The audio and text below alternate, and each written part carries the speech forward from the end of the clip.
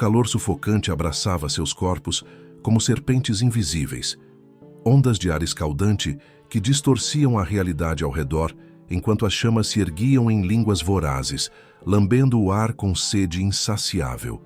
Cosme sentiu a pele arder antes, mesmo que o fogo a tocasse, cada poro de seu corpo gritando em antecipação ao tormento que se aproximava. O cheiro acre da madeira queimando misturava-se ao aroma metálico do medo que emanava da multidão reunida, criando uma atmosfera densa e opressiva que parecia sugar o próprio ar dos pulmões. Damião, amarrado ao poste ao lado do irmão, mantinha os olhos fechados, mas seus lábios moviam-se em oração silenciosa, enquanto lágrimas de suor e terror escorriam por seu rosto jovem, ainda marcado pela pureza de quem dedicara a vida inteira ao serviço dos necessitados. O rugido das chamas crescia como um coro infernal, acompanhado pelos gritos da multidão sedenta de sangue que exigia justiça por crimes que existiam apenas na paranoia de um império decadente. Mesmo diante de tudo, sua fé não vacilou. Mesmo quando o calor começou a devorar o ar ao redor deles, transformando cada respiração em uma lâmina de fogo que cortava suas gargantas ressecadas. Como chegaram a este momento terrível dois jovens médicos cuja única transgressão foi estender as mãos aos pobres e desesperados? Como o amor pela humanidade se transformou em crime capital aos olhos de um império que um dia se orgulhara de sua grandeza, mas agora tremblava diante da luz crescente de uma fé que ameaçava seus alicerces podres?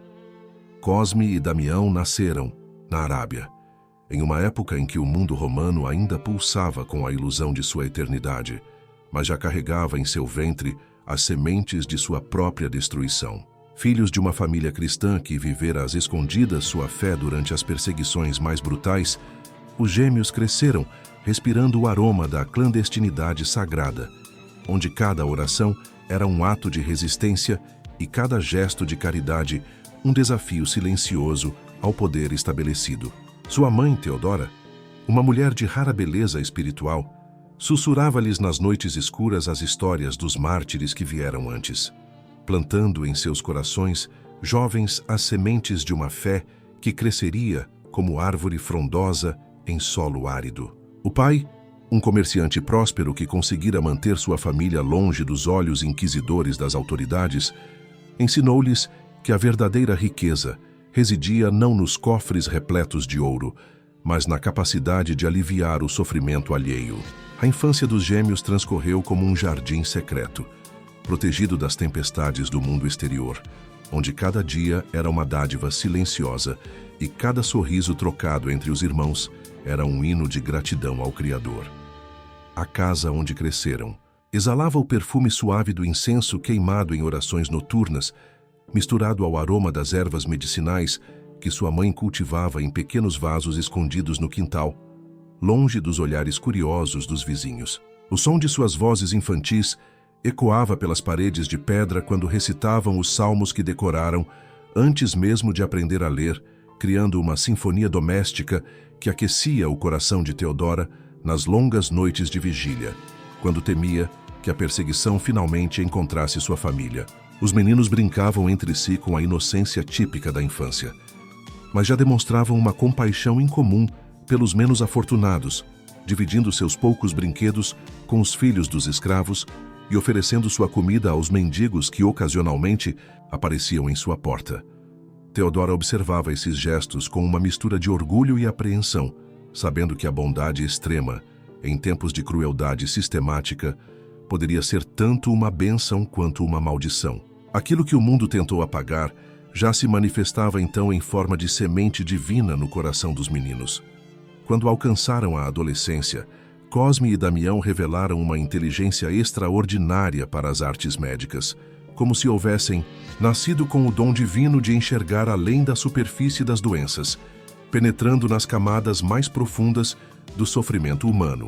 Estudaram com os melhores mestres que a Arábia podia oferecer, absorvendo conhecimentos sobre anatomia, farmacologia e cirurgia com uma voracidade que impressionava até mesmo os professores mais experientes. Mas não era apenas o conhecimento técnico que os distinguia, havia em suas abordagens uma dimensão espiritual que transformava cada consulta em um ato de ministério sagrado, onde a cura do corpo caminhava lado a lado com o consolo da alma. Seus dedos hábeis não apenas manipulavam instrumentos cirúrgicos, mas também se erguiam em oração sobre cada paciente, criando uma atmosfera de reverência que muitas vezes se revelava mais eficaz que qualquer medicamento. O cheiro de seus ungüentos caseiros preparados com ervas raras e abençoados com orações fervorosas espalhava-se pelas ruas como um perfume de esperança, atraindo os doentes de longas distâncias que haviam ouvido falar dos jovens médicos cujas mãos operavam milagres. A reputação dos gêmeos cresceu como ondas concêntricas em um lago tranquilo, alcançando primeiro os bairros pobres, onde exerciam sua arte sem jamais cobrar um único dracma. Depois se espalhando pelos mercados e praças públicas, onde comerciantes e artesãos sussurravam histórias de curas impossíveis realizadas pelos jovens santos. Mas com a fama veio também a atenção indesejada das autoridades, que começaram a observar com crescente desconfiança a influência que os irmãos exerciam sobre as massas populares. Em uma época em que o cristianismo ainda era visto como uma seita perigosa, capaz de subverter a ordem estabelecida, qualquer cristão que ganhasse proeminência pública automaticamente se tornava um alvo potencial da perseguição imperial. Os espiões do governador começaram a se infiltrar entre os pacientes dos gêmeos, buscando evidências de subversão política ou práticas religiosas ilegais que pudessem justificar uma prisão. O ar nas clínicas improvisadas, onde Cosme e Damião atendiam, começou a carregar um aroma diferente, não mais apenas o perfume curativo das ervas, mas também o cheiro metálico e acre do medo que emanava daqueles que sabiam que tempos sombrios se aproximavam. Diocleciano ascendera ao trono imperial, trazendo consigo uma nova onda de perseguição aos cristãos, mais sistemática e brutal que qualquer coisa vista anteriormente na história do império. Sua paranoia em relação à crescente influência da fé cristã transformara-se em obsessão destrutiva, levando-o a decretar éditos que visavam não apenas eliminar os cristãos, mas apagar qualquer vestígio de sua existência da face da terra. O imperador acreditava sinceramente que o cristianismo representava uma ameaça existencial à estrutura do império, uma força corrosiva capaz de dissolver os laços sagrados que mantinham unidos cidadãos e súditos sob a autoridade divina dos Césares. Em sua mente perturbada, cada cristão era um traidor em potencial, cada igreja uma célula de conspiração, cada ato de caridade cristã uma forma disfarçada de sedição política. O som dos tambores imperiais ecoava pelas cidades do Oriente, anunciando novos éditos e proclamações que transformavam a prática do cristianismo em crime punível com as formas mais extremas de tortura e execução. Foi neste contexto de terror institucionalizado que Cosme e Damião receberam sua primeira intimação oficial das autoridades romanas. O pergaminho chegou selado com cera vermelha, trazendo o cheiro inconfundível do medo burocrático misturado com a arrogância do poder absoluto.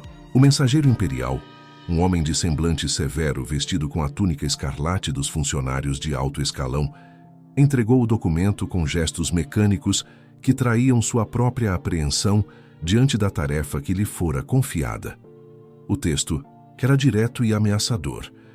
Os irmãos deveriam comparecer perante o governador provincial para responder a acusações de prática ilegal de medicina e subversão da ordem pública através da disseminação de crenças supersticiosas entre as classes populares. Cosme leu o documento em voz alta para Damião, e ambos permaneceram em silêncio por longos momentos, sentindo o peso das palavras como pedras atiradas contra suas almas. Sabiam que aquela intimação representava muito mais que uma simples questão administrativa. Era o primeiro movimento de um jogo mortal, onde suas vidas seriam as apostas e sua fé seria testada até os limites da resistência humana. Na noite anterior ao comparecimento perante as autoridades, os gêmeos passaram horas ajoelhados em oração, suas vozes se misturando em um murmúrio contínuo que se elevava como incenso em direção ao céu estrelado. O aroma das velas de Ituzi, cera de abelha queimando lentamente, preenchia o pequeno aposento onde oravam, criando uma atmosfera de recolhimento sagrado que contrastava dramaticamente com a tempestade de ansiedade que se aproximava. Suas mães, Theodora, permaneceu acordada toda a noite, preparando uma última refeição para os filhos e sussurrando orações próprias, enquanto suas lágrimas silenciosas caíam sobre a massa do pão que amassava com mãos trêmulas. O som de suas respirações entrelaçadas preenchia o silêncio da madrugada, criando um ritmo hipnótico que acalmava seus corações aflitos e fortalecia sua determinação de permanecer fiéis aos princípios que haviam norteado suas vidas desde a infância. Mesmo diante de tudo, sua fé não vacilou, nem mesmo quando o primeiro raio de sol atravessou a janela, anunciando o dia que mudaria suas vidas para sempre. O palácio do governador provincial exalava opulência e poder. Suas colunas de mármore, polido refletindo a luz do sol matinal, em padrões hipnóticos, que ofuscavam os olhos dos visitantes e criavam uma atmosfera de intimidação calculada. O cheiro de incenso caro misturava-se aos aromas dos perfumes exóticos usados pelos cortesãos, criando uma fragrância densa e enjoativa que contrastava brutalmente com a simplicidade austera dos trajes de Cosme e Damião. Os irmãos caminharam pelo corredor principal com passos firmes, mas seus corações batiam como tambores de guerra, bombeando sangue quente através de veias que pulsavam com a adrenalina do medo e da determinação. Os olhares curiosos e maliciosos dos funcionários imperiais seguiam cada movimento dos gêmeos, como predadores estudando suas presas antes do ataque fatal. O eco de suas sandálias de couro contra o piso de mármore criava um ritmo fúnebre que parecia anunciar uma marcha em direção ao sacrifício, enquanto guardas armados com lanças pontiagudas ladeavam o caminho, seus rostos impenetráveis como máscaras de bronze. Lísias, o governador provincial, era um homem de meia idade cuja crueldade havia sido refinada através de décadas de serviço aos imperadores mais sanguinários de Roma. Seus olhos pequenos e penetrantes brilhavam com uma inteligência fria e calculista, enquanto seus lábios finos se curvavam em um sorriso que não chegava a aquecer suas feições pétreas. Vestia uma toga púrpura bordada com fios de ouro, símbolo de sua autoridade absoluta sobre a vida e a morte de todos os habitantes da província, e seus dedos gordos e anelados tamborilavam constantemente sobre o braço de sua cadeira de marfim, produzindo um som irritante que aumentava a tensão no ambiente. O aroma de vinho caro e carnes exóticas impregnava suas roupas, contrastando com o cheiro de suor nervoso que emanava dos escrivãos e secretários que se aglomeravam ao redor de sua presença como moscas atraídas por carne podre. Quando os gêmeos foram conduzidos à sua presença, Lísias os estudou com o olhar de um anatomista, examinando cadáveres, procurando sinais de fraqueza ou vulnerabilidade que pudesse explorar em seu interrogatório. Então vocês são os famosos médicos milagreiros que andam curando os pobres gratuitamente, disse Lísias, sua voz carregada de sarcasmo e desprezo. Dizem que vocês conseguem curar doenças que desafiam os melhores médicos do Império. Dizem também que vocês fazem isso invocando poderes sobrenaturais de um Deus crucificado. Isso é verdade?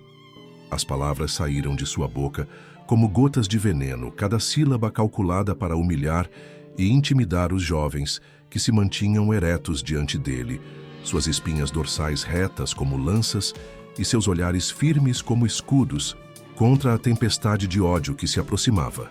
Cosme respirou fundo, sentindo o ar pesado e carregado do palácio encher seus pulmões, e respondeu com uma voz que soava mais madura do que seus anos permitiriam supor. Somos médicos, Excelência, e nossa arte vem de anos de estudo e dedicação. Se Deus abençoa nossos esforços com resultados extraordinários, isso apenas confirma que servimos a causa da vida e da cura, não da destruição.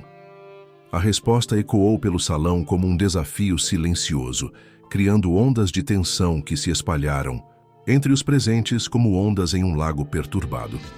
O interrogatório que se seguiu foi uma dança mortal entre a verdade e a sobrevivência, onde cada pergunta era uma armadilha cuidadosamente elaborada e cada resposta uma corda bamba sobre um abismo de consequências fatais. Lísias circulava ao redor dos irmãos como um abutre, suas perguntas cortando o ar como lâminas afiadas, enquanto procurava fissuras em sua determinação que pudessem ser exploradas para quebrar sua resistência. O cheiro de seu hálito azedo, impregnado de vinho e ira, envolvia Cosme e Damião sempre que ele se aproximava, criando uma atmosfera claustrofóbica que fazia seus estômagos se contorcerem em náusea. "Vocês negam que são cristãos?" perguntou ele finalmente, sua voz baixa e perigosa como o rosnado de uma fera ferida. "Vocês negam que usam sua medicina como pretexto para espalhar superstições perigosas entre o povo simples?" O silêncio que se seguiu foi denso como mel, carregado de significados e possibilidades que pareciam se multiplicar a cada segundo que passava. Damião olhou para seu irmão, e no intercâmbio silencioso de olhares que se seguiu, ambos souberam que havia chegado o momento da escolha definitiva. "Somos cristãos", disse Damião, sua voz firme cortando o silêncio como uma espada sagrada. "Seguimos a Cristo, que nos ensinou a amar nossos inimigos e a servir aos pobres e necessitados. Nossa medicina é uma expressão de nossa fé, e nossa fé é a fonte de nossa medicina. Não podemos separar uma da outra, assim como não podemos separar nossa alma de nosso corpo." As palavras saíram de sua boca como projéteis luminosos, cada uma carregada com a força de uma convicção que não conhecia compromissos ou meias-verdades.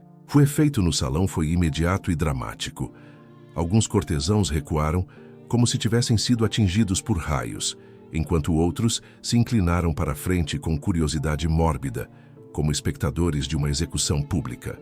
Lísias sorriu, mas seu sorriso era gelado como o vento do inverno, e seus olhos brilharam com a satisfação predatória de um caçador que finalmente encurralou sua presa. "Excelente", murmurou ele, saboreando cada sílaba como um vinho raro. "Vocês acabaram de assinar sua própria sentença de morte." A prisão que se seguiu foi um pesadelo de humilhação calculada e terror psicológico. Os gêmeos foram arrastados por guardas brutais, através dos corredores do palácio, suas sandálias escorregando sobre o mármore polido enquanto eram empurrados em direção às masmorras subterrâneas que serviam como antecâmaras da morte para os inimigos do Império. O cheiro de mofo, urina e desespero humano atingiu suas narinas como um soco, fazendo seus estômagos se revoltarem enquanto desciam as escadas de pedra que levavam às profundezas da terra. As celas eram pequenas câmaras escavadas na rocha, viva, úmidas e frias, onde a luz do dia jamais penetrava, e onde o tempo parecia parar em uma eternidade de sofrimento. O som de suas respirações ecoava pelas paredes de pedra como fantasmas de orações não proferidas, enquanto suas mãos procuravam algum conforto no toque um do outro através das barras de ferro que os separavam. Mesmo ali nas profundezas da terra, cercados pela escuridão e pela desesperança, sua fé não vacilou, brilhando como uma vela teimosa que se recusa a ser apagada pelo vento da adversidade. Os dias na prisão se transformaram em uma sinfonia de torturas psicológicas cuidadosamente orquestradas para quebrar o espírito dos prisioneiros, antes que seus corpos fossem entregues aos carrascos. Lísias visitava-os regularmente, sempre acompanhado de seus assessores mais sádicos, oferecendo liberdade em troca de uma simples renúncia de sua fé cristã e de uma declaração pública de lealdade aos deuses do Império. Suas propostas eram acompanhadas de descrições detalhadas dos tormentos que os aguardavam, caso continuassem em sua obstinação, palavras que pintavam cenários de sofrimento que faziam o sangue gelar nas veias dos jovens médicos. O cheiro de medo e desespero que emanava de outros prisioneiros nas celas adjacentes criava uma atmosfera opressiva que parecia sugar o oxigênio do ar, tornando cada respiração uma batalha consciente pela sobrevivência.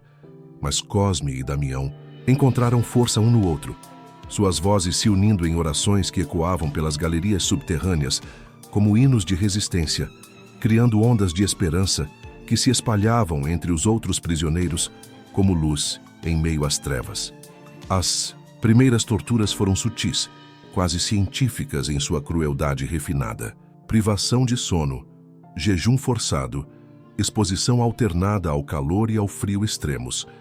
Técnicas desenvolvidas ao longo de séculos para quebrar a vontade humana sem danificar prematuramente o corpo que seria necessário para o espetáculo final da execução pública. Os gêmeos sentiram seus corpos começarem a se deteriorar lentamente, suas forças físicas se esvaindo como água através de uma peneira, mas suas almas pareciam se fortalecer na proporção inversa de sua debilidade corporal. Damião desenvolveu uma febre persistente que fazia seu corpo tremular incontrolavelmente. Enquanto Cosme começou a perder peso dramaticamente, sua pele se esticando sobre os ossos como pergaminho sobre uma armação frágil. Mas em seus olhos ainda brilhava a chama da fé inabalável, uma luz interior que nenhuma tortura física conseguia apagar. Seu corpo era frágil, mas sua alma já era eterna, transformando cada momento de sofrimento em uma oportunidade de comunhão mais profunda com o divino. A notícia das torturas se espalhou pela cidade como fogo em palha seca, criando ondas de comoção entre os pobres e necessitados que haviam sido beneficiados pela caridade médica dos gêmeos.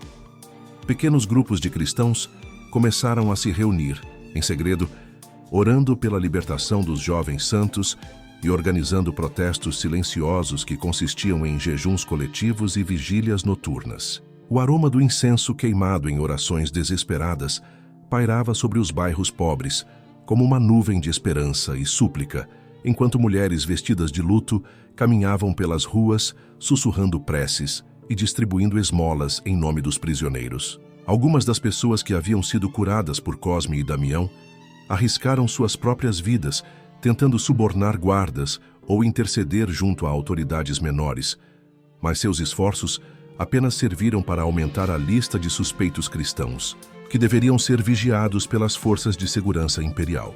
O governador Lísias observava esses desenvolvimentos com uma mistura de satisfação e preocupação, percebendo que a prisão dos gêmeos, em vez de intimidar a comunidade cristã, parecia estar fortalecendo sua união e determinação.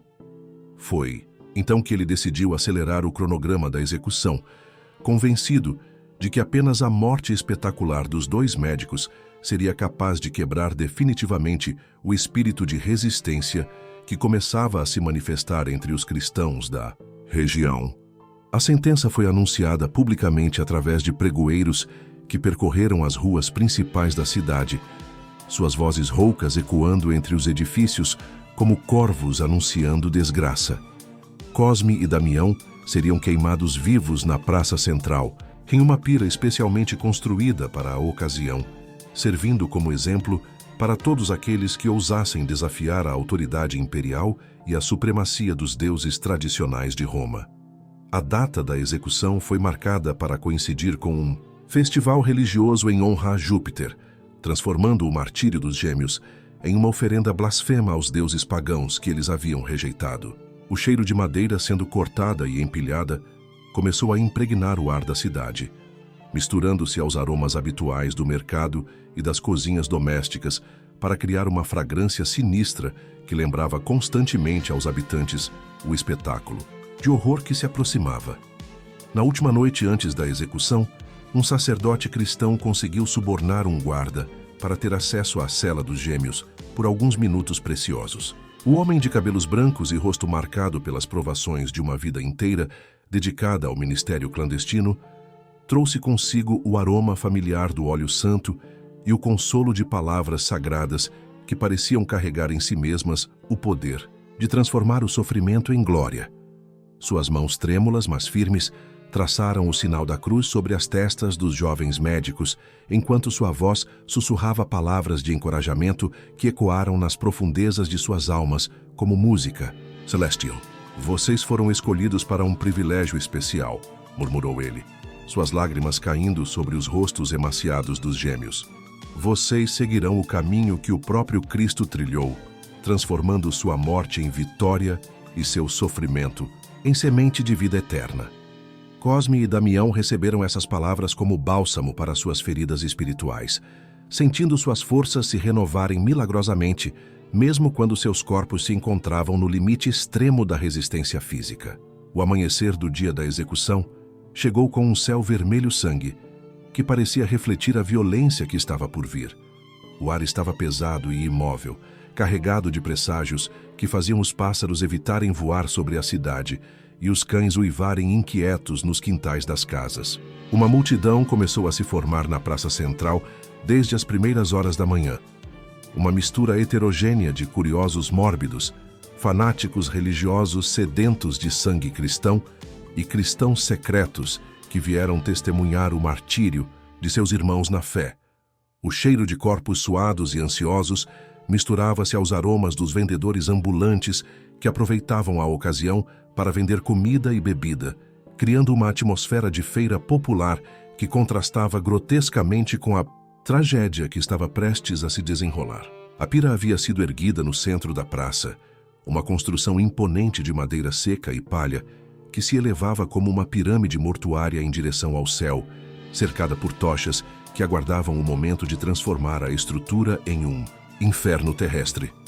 Quando Cosme e Damião foram trazidos da prisão, suas aparências físicas chocaram até mesmo aqueles que esperavam vê-los debilitados pelas torturas. Seus corpos, outrora fortes e saudáveis, haviam se transformado em espectros de sua antiga vitalidade.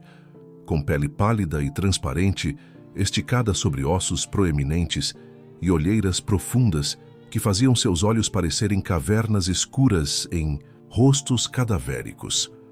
Mas era precisamente nessa fragilidade extrema que sua força espiritual se manifestava com maior intensidade, como se a deterioração física houvesse liberado suas almas de todas as amarras terrenas, permitindo que sua luz interior brilhasse com uma intensidade quase sobrenatural. Caminharam em direção à pira com passos vacilantes, mas determinados, suas mãos entrelaçadas em um gesto de unidade fraternal que comoveu até mesmo alguns dos espectadores mais hostis. O som de suas respirações laboriosas misturava-se aos murmúrios da multidão, criando uma sinfonia discordante que parecia resumir toda a tensão e contradição do momento histórico que se desenrolava. Lísias subiu a uma plataforma elevada especialmente construída para a ocasião, vestindo suas melhores roupas oficiais e carregando um pergaminho com a sentença que seria lida publicamente antes da execução. Sua voz poderosa ecoou sobre a praça quando começou a enumerar os crimes dos quais os gêmeos haviam sido acusados: subversão da ordem pública, prática ilegal de medicina, corrupção de menores através de ensinamentos supersticiosos e traição ao Estado romano através de lealdade a um deus estrangeiro. Cada acusação era pontuada por gritos de aprovação de parte da multidão, mas também por gemidos abafados de dor daqueles que conheciam a verdadeira natureza dos acusados. O cheiro de suor e tensão que emanava da multidão intensificou-se, conforme a leitura da sentença progredia, criando uma atmosfera quase tangível de expectativa mórbida e horror antecipado. Quando Lísias finalmente proclamou que os réus seriam purificados pelo fogo sagrado dos deuses imortais de Roma, um silêncio sepulcral se abateu sobre a praça, quebrado apenas pelo som do vento, fazendo as chamas das tochas dançarem como demônios impacientes. O processo de amarrar os gêmeos aos postes foi executado com eficiência brutal, que demonstrava a experiência dos carrascos em cerimônias similares. Cordas grossas de cânhamo, ainda úmidas para retardar sua combustão e prolongar o sofrimento das vítimas, foram enroladas ao redor de seus corpos com precisão mecânica, cada volta calculada para maximizar tanto a segurança quanto a agonia. O cheiro áspero das cordas misturava-se ao aroma resinoso da madeira da pira, criando uma fragrância que parecia resumir toda a brutalidade do momento em uma única experiência sensorial. Cosme e Damião mantiveram seus olhares fixos um no outro durante todo o processo, suas bocas movendo-se em orações silenciosas que ninguém além deles poderia ouvir, mas que pareciam criar um campo de proteção espiritual ao redor de seus corpos vulneráveis. Quando as cordas finalmente foram apertadas e ajustadas, eles permaneceram eretos como duas velas humanas, prontas para serem acesas em honra de uma fé que havia se tornado mais preciosa para eles que a própria vida. O momento da ignição chegou como um trovão silencioso que reverberou através das almas de todos os presentes. As tochas foram aplicadas simultaneamente a múltiplos pontos da base da pira, e as chamas se espalharam com uma voracidade que parecia sobrenatural, subindo pelas laterais da estrutura como serpentes douradas em busca de suas presas. O calor intenso atingiu os gêmeos mesmo antes que o fogo os tocasse diretamente, fazendo suas peles se contraírem e seus pulmões se ressecarem com cada respiração laboriosa. O cheiro de madeira queimando intensificou-se rapidamente, acompanhado pelo aroma acre da fumaça que começou a se elevar em colunas densas em direção ao céu, criando uma cortina cinzenta que parcialmente obscurecia a visão dos espectadores mais distantes. Mas era exatamente neste momento de supremo terror físico que a transformação espiritual dos gêmeos se completou, elevando-os além das limitações da carne mortal para um estado de união mística com o divino que transcendia completamente as circunstâncias de seu sofrimento. Mesmo quando as chamas começaram a lamber seus pés e a subir pelas suas pernas, Cosme e Damião continuaram a orar em voz alta, suas vozes se elevando acima do rugido do fogo e dos gritos da multidão em uma harmonia celestial que parecia transformar sua agonia em êxtase sagrado. As palavras que saíam de suas bocas não eram gritos de dor, mas hinos de louvor e gratidão, expressões de uma fé tão pura e inabalável que conseguia transfigurar o próprio processo de sua destruição física em um ato de adoração suprema. Alguns espectadores começaram a chorar abertamente, tocados por uma emoção que não conseguiam compreender completamente, enquanto outros se ajoelharam instintivamente, como se estivessem presenciando não uma execução, mas uma ascensão. O aroma de incenso pareceu se misturar ao cheiro da fumaça, como se o próprio ar ao redor da pira houvesse se santificado pela presença de almas tão puras em seu momento de supremo sacrifício. A multidão assistia em silêncio crescente enquanto presenciava algo que desafiava todas as suas expectativas sobre como seres humanos deveriam reagir diante da morte mais terrível. Em vez dos gritos desesperados e súplicas patéticas que normalmente acompanhavam execuções por fogo, eles ouviam cantos de gratidão que se elevavam como música celestial acima das chamas vorazes. As vozes dos gêmeos, embora enfraquecidas pelo fumo e pelo calor, mantinham uma clareza cristalina que penetrava nos corações dos ouvintes como flechas de luz divina, despertando emoções que muitos jamais haviam experimentado. Mulheres que vieram para testemunhar a justiça sendo feita encontravam-se inexplicavelmente comovidas até as lágrimas, enquanto homens rudes e acostumados à violência sentiam suas gargantas se fecharem com uma emoção estranha e perturbadora. O próprio ar parecia vibrar com uma energia que transcendia as circunstâncias físicas do momento, como se o limite entre o céu e a terra houvesse se tornado permeável na presença de tanto sofrimento santificado. Lísias observava a cena de sua plataforma elevada com uma expressão de crescente perturbação e raiva. Este não era o espetáculo de terror e humilhação que ele havia planejado. Em vez de quebrar o espírito da comunidade cristã, através da demonstração brutal do destino, que aguardava todos os seguidores de Cristo, a execução estava se transformando em algo completamente diferente. Um testemunho de fé que parecia estar convertendo espectadores e transformando uma demonstração de poder imperial em uma celebração involuntária do martírio cristão. O suor escorria por seu rosto, não apenas devido ao calor das chamas, mas também à ansiedade crescente de quem percebia que havia perdido o controle da situação. Seus dedos tamborilavam nervosamente sobre o braço de sua cadeira, enquanto observava rostos na multidão que refletiam não o medo e a submissão que ele esperava inspirar, mas uma mistura complexa de admiração, reverência e questionamento que ameaçava minar toda a eficácia intimidatória da execução. Conforme as chamas se intensificavam e começavam a consumir as roupas dos gêmeos, algo extraordinário aconteceu que seria lembrado por séculos por todos os que testemunharam o evento.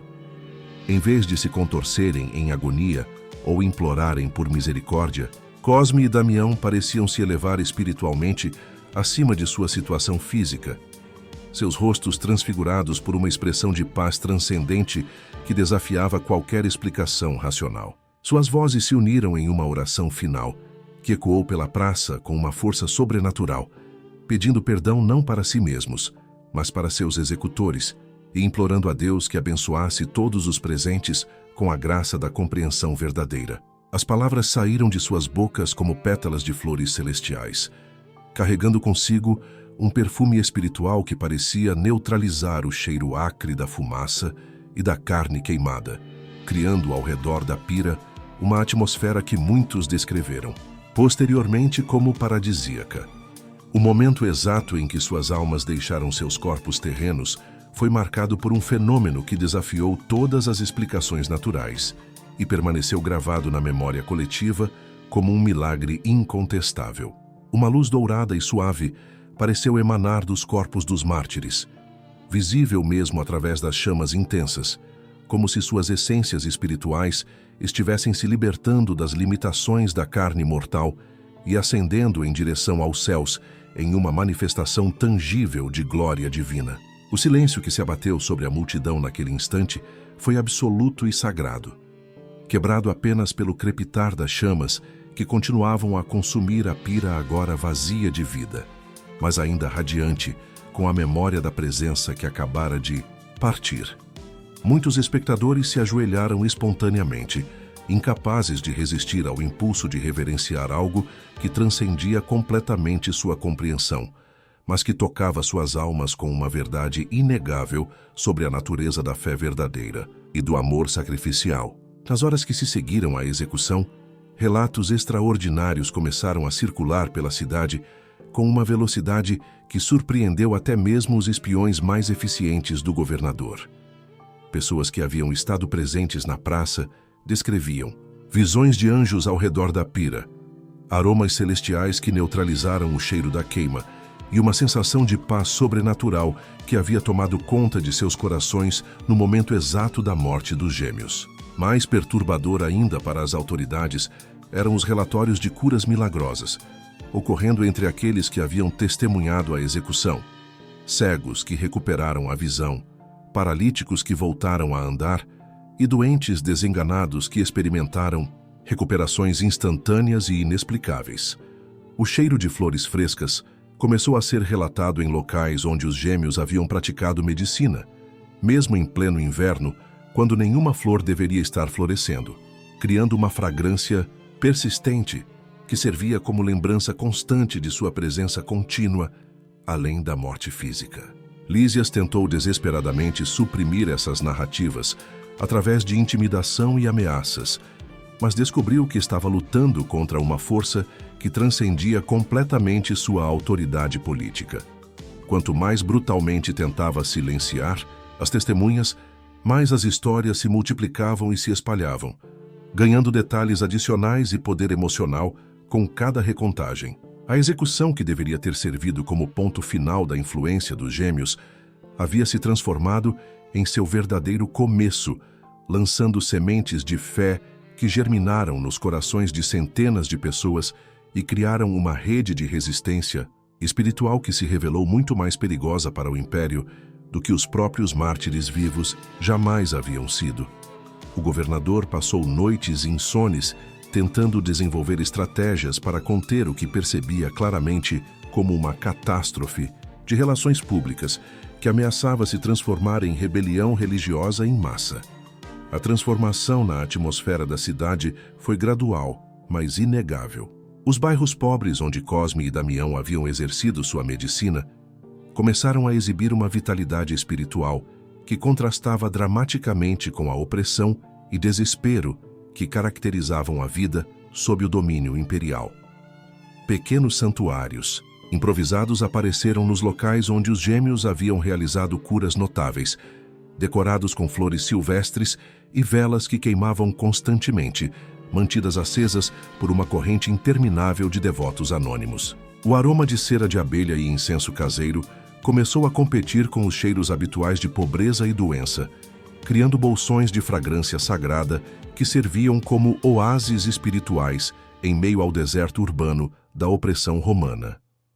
Mulheres, vestidas de branco, caminhavam pelas ruas ao amanhecer, distribuindo pão e medicamentos simples em nome dos santos martirizados, suas presenças silenciosas mas poderosas, lembrando constantemente a todos que a caridade cristã havia sobrevivido. A tentativa brutal de erradicá-la. O impacto psicológico da execução sobre a própria estrutura da administração imperial foi profundo e duradouro.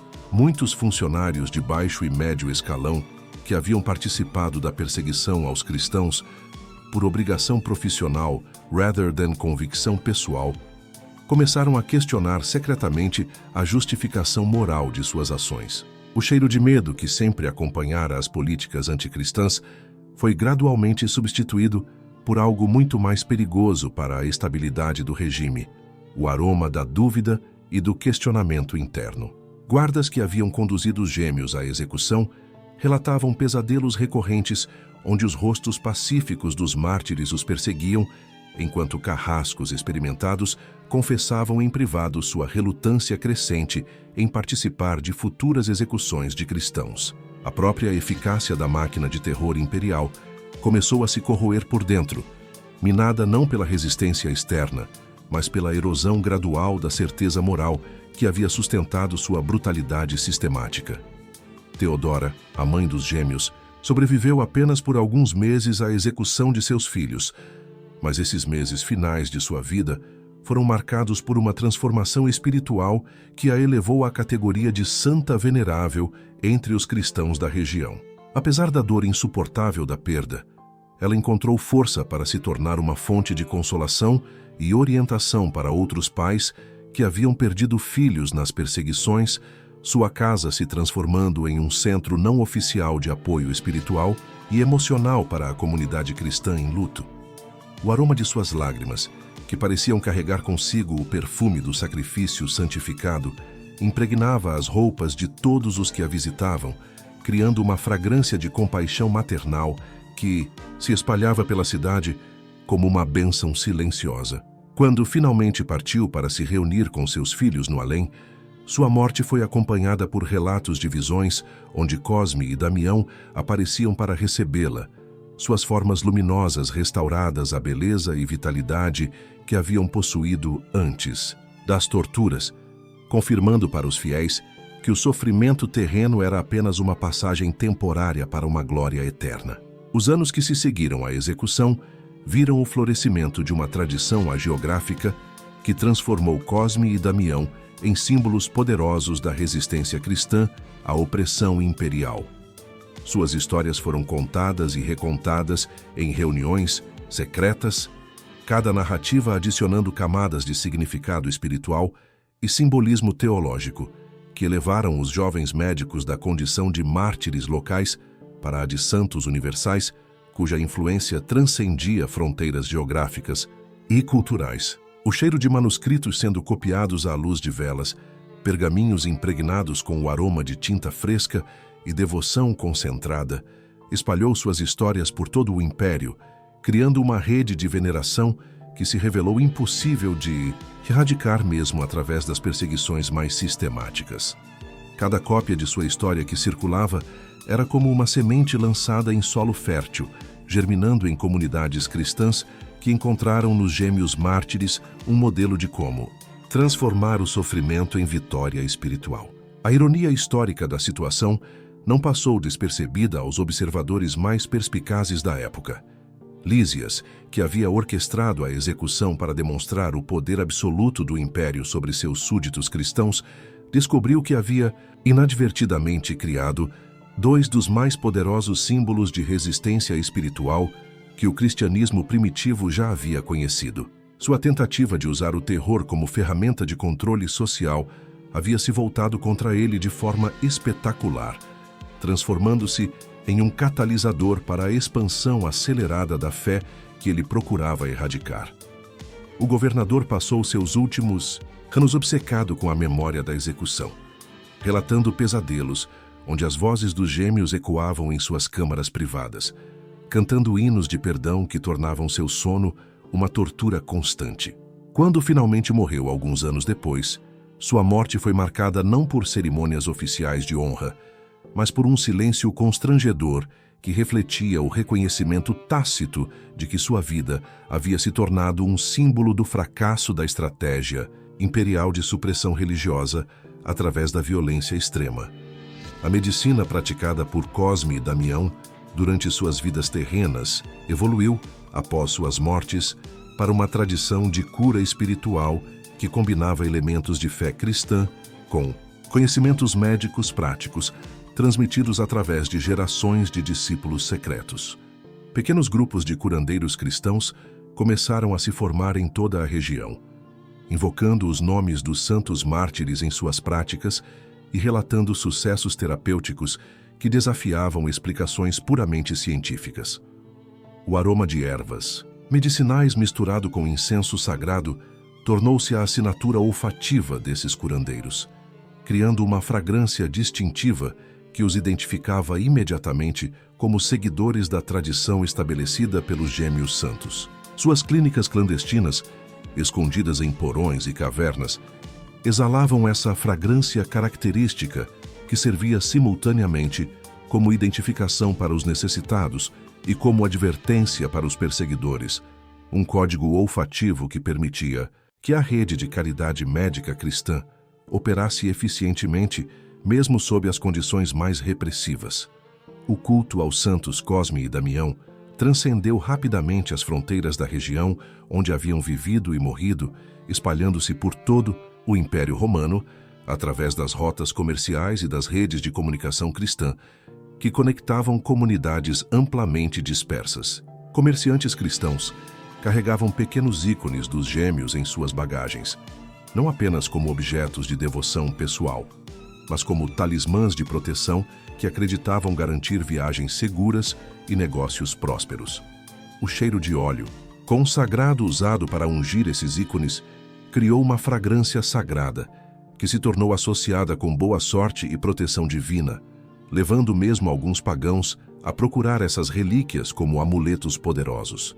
Marinheiros relatavam que navios carregando imagens dos santos experimentavam ventos favoráveis e mares calmos, enquanto caravanas terrestres afirmavam que a presença dessas relíquias afastava bandidos e animais selvagens, criando uma reputação de eficácia protetora que aumentava constantemente sua popularidade entre viajantes de todas as confissões religiosas. A transformação do Império Romano, que culminaria décadas depois na conversão de Constantino e na legalização do cristianismo, foi influenciada de maneiras sutis, mas significativas, pelo exemplo estabelecido por mártires como Cosme e Damião. Sua demonstração de que era possível manter a fé cristã, até mesmo diante das formas mais extremas de perseguição, criou um padrão de coragem espiritual que inspirou gerações subsequentes de cristãos a permanecerem firmes em suas convicções, mesmo quando confrontados com ameaças mortais.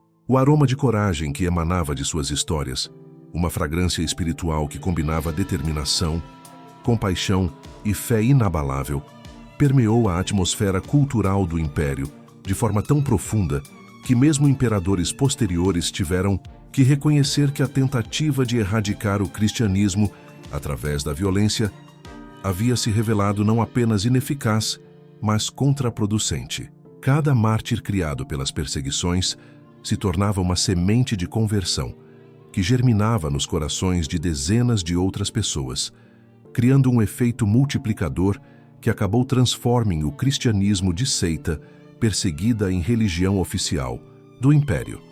O legado médico dos Gêmeos Santos evoluiu ao longo dos séculos para se tornar uma das tradições mais veneráveis da medicina cristã medieval.